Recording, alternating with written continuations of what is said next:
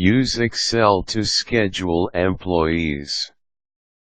If you are a person who arranges schedules for your own employees, you will know that it can be a pretty complicated task, not to mention, time-consuming. However, if you use software that automates your tasks, it can turn out to be an effortless task. Don't worry, you don't have to purchase expensive software that is specifically made for scheduling your employees' work schedule. It is actually quite easy to do this using Microsoft Excel. By simply learning how to use its basic features, you can come up with a file that helps you create your employees' schedules easily and efficiently. Below are some tips and steps on how to create schedules with Microsoft Excel. Start a new file on Excel. Start up your Excel program by double-clicking on the Excel icon on your desktop. From the toolbar, click on File and you will see a drop-down menu. From this, click on the option marked as Save As.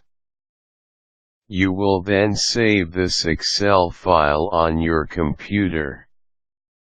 Make sure that you label it properly, making it easy for you to identify which type of file it is.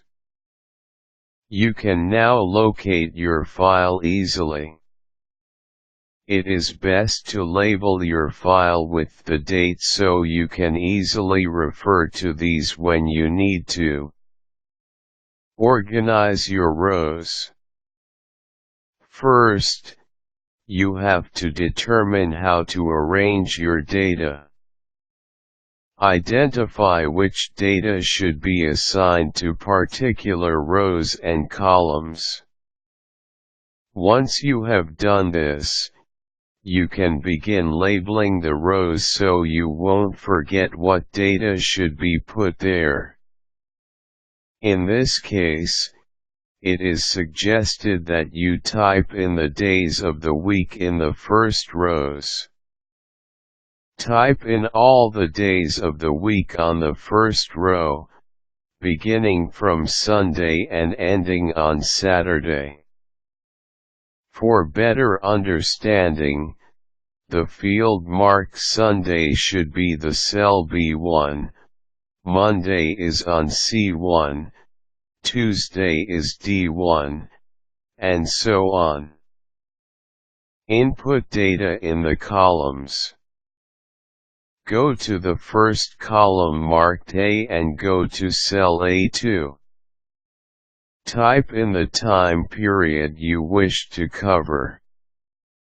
An example of this is 7:30 a.m. to 8:30 a.m.